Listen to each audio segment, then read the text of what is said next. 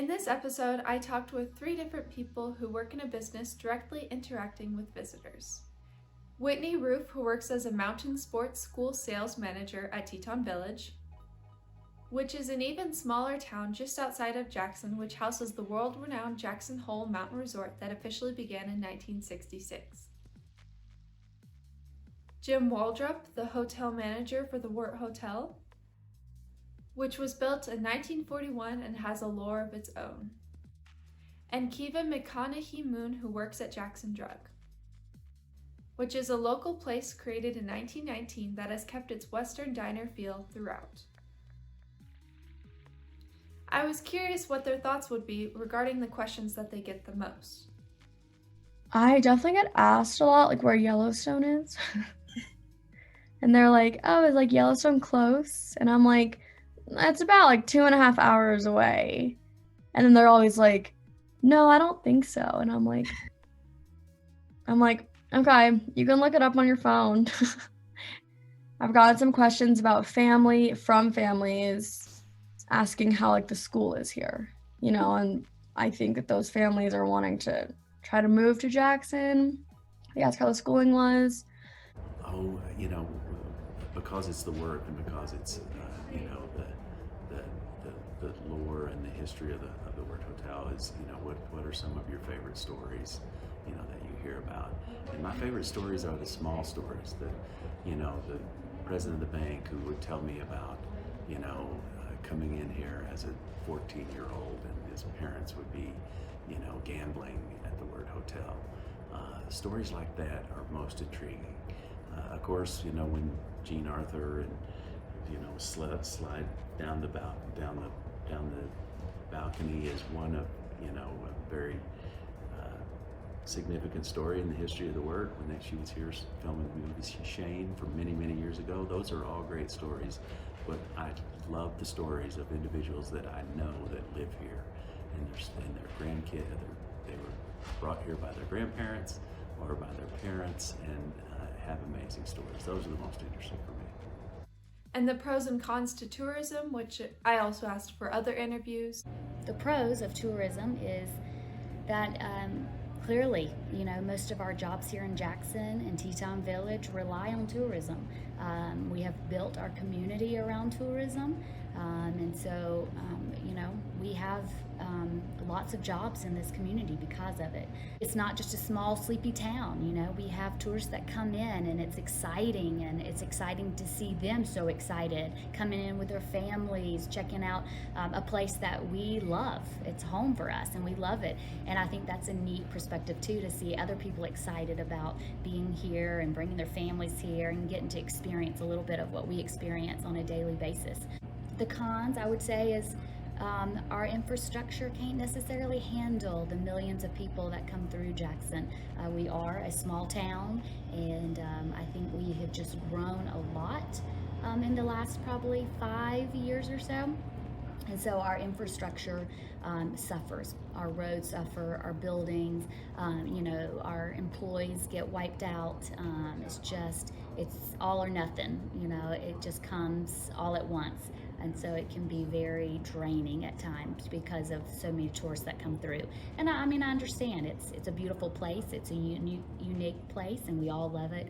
And so, we want to share that too with other people, but it can be tough as well to deal with the traffic in the summer and the winter as a local, when you just want to get from point A to point B, or when you want to go to a restaurant and you don't want to wait in line or for an hour, you just want to go in and sit down. So those are definitely some disadvantages to living in a tourist town, for sure.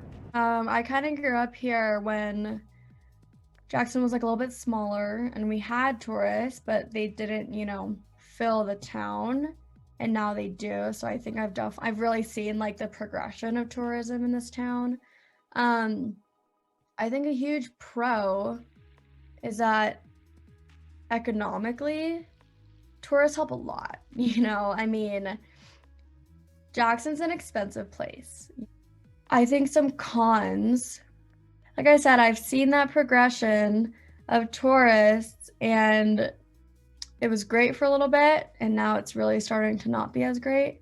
they're really pushing out locals. You know, they're pushing out people, families who have grown up here.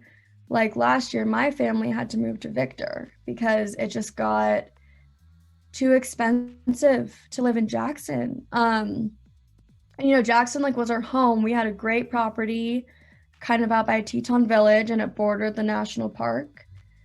So it was great.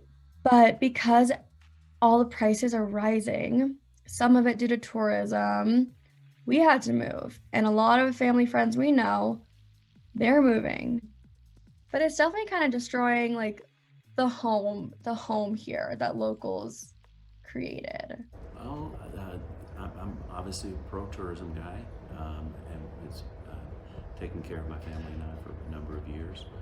So the pros are a year-round economy that allows people to work and to thrive. The cons, I would say, are those that don't respect the wonderful natural resources, and those people don't understand what it means to protect those natural resources. And so we need to work with the Park Service and the Forest Service to educate our guests, and because we are nothing without those natural resources. And as a tourism guy, I respect those natural resources more than anything. Any patterns they've seen between the visitors? The complexity of the tourists has changed in recent years. Wildlife remains the number one draw. That's why we have to protect it, and we have to respect the wildlife. People come here, they're amazed at the wildlife. They're still amazed with the vistas that are the Tetons. But there are a group of people now that come for culinary reasons, and for the arts, and for the culture, and for art galleries as well. The national parks in general, you know, we're the gateway to Yellowstone and Grand Teton National Park, and that's predominantly why they come, but it's changing a bit. And I get asked that question a lot.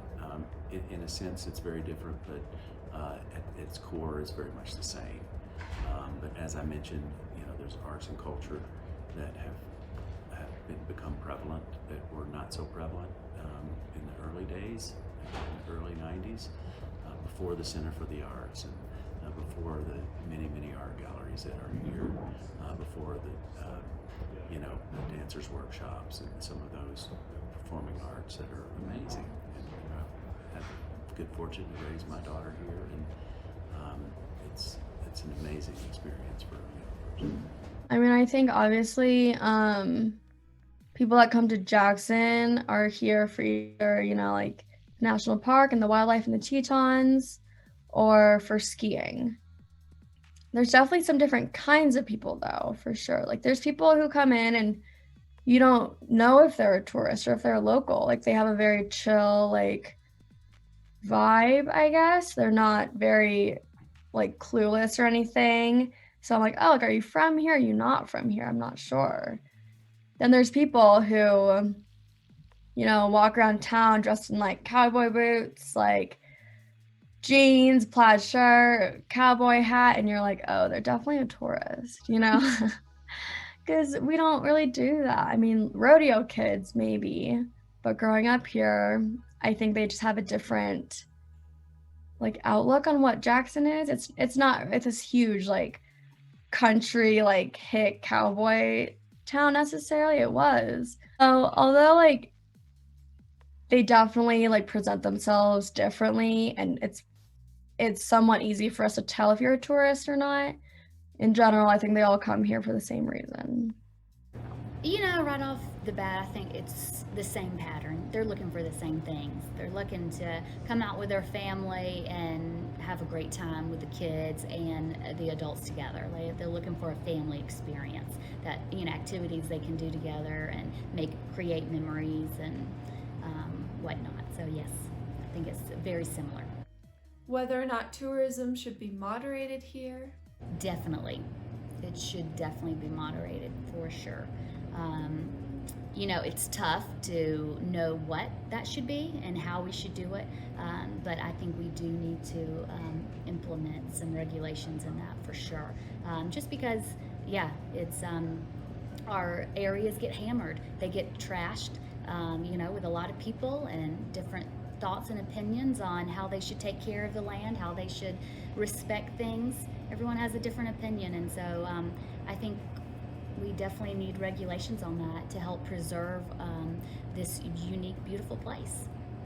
Oh, I think moderated is a word that I don't think it needs to be moderated. I think it needs to be managed.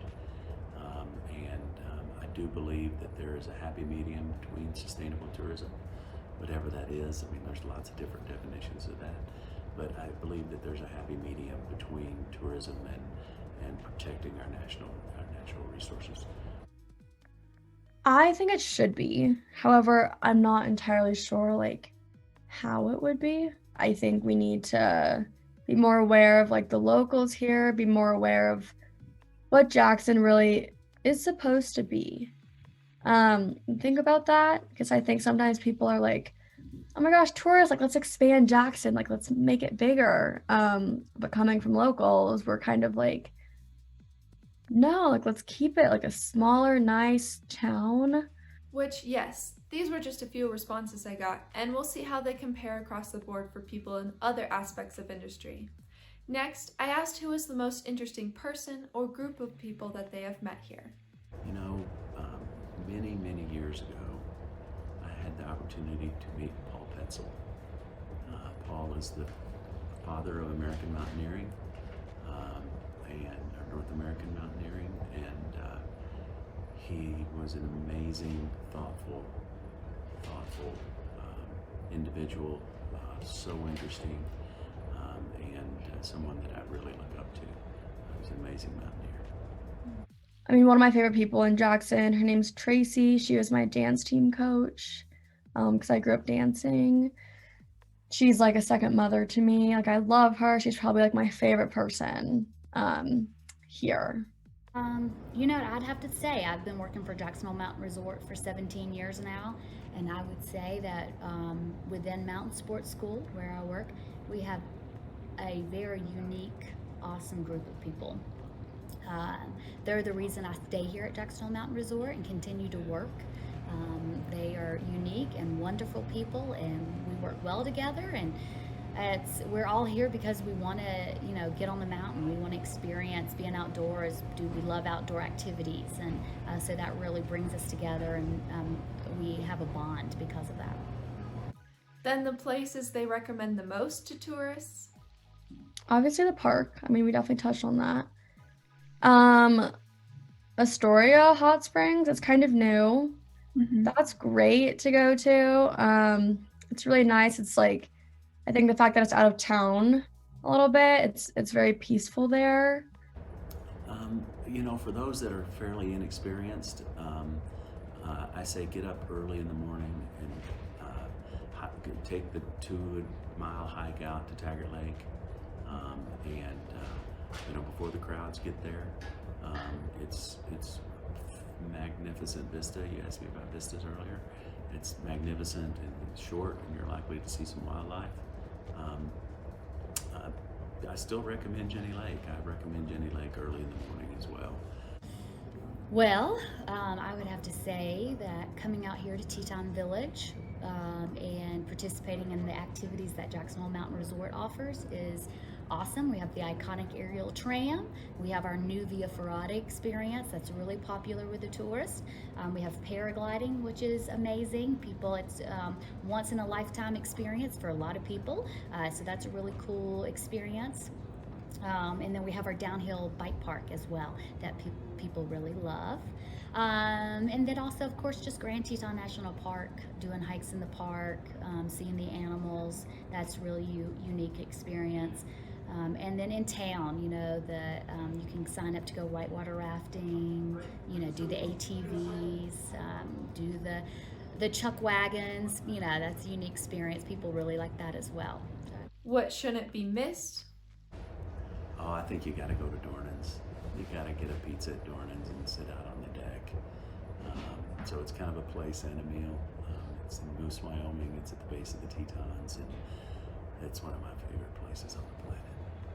Well, I'd have to say on the meal side, Teton Thai shouldn't be missed. I love it. It's amazing, but I know that is not everyone is into Thai food, but it is definitely a local hot spot. So Teton Thai. And then as far as an activity, you know, I'd have to say paragliding. Paragliding is pretty special and unique, and shouldn't be missed. If you're into exciting, thrilling activity, then that's definitely something that shouldn't be missed. I definitely think in the winter, like ski or snowboard. And then in the summertime, go for a hike. And if you want to go like on the lake, go rent a paddleboard or a kayak and just like hang out on the lake.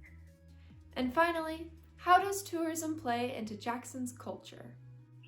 Tourism definitely like makes this Jackson culture. You know, we're a huge tourist attraction. Well, tourism we're a tourist economy, and so it is the backbone of what Jackson is as a community. It's based on, you know, the town and county governments are funded by sales tax dollars. There's no property tax, and so it's an underlying principle.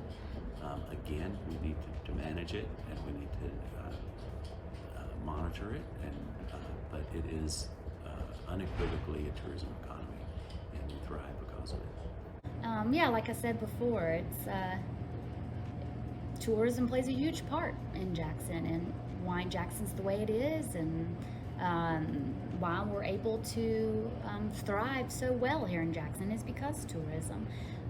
Does it affect people in surrounding areas? I would say not as much. I mean, we definitely have a reputation with other surrounding areas. People are not as, you know, people that live in other parts of Wyoming are not as excited about coming to Jackson because of the tourism and how much it has changed for the better or for the worse. But I don't think it affects them as much. I think it's just a reputation thing that that we have. But as far as it affecting other communities, I don't think as much. I found it fascinating how each response is different. They all work with tourists, probably sometimes even the same people, and yet their experiences are each unique. That's all for this episode. Thank you for watching, and again, if you'd like to find the next part, click on the playlist I have made.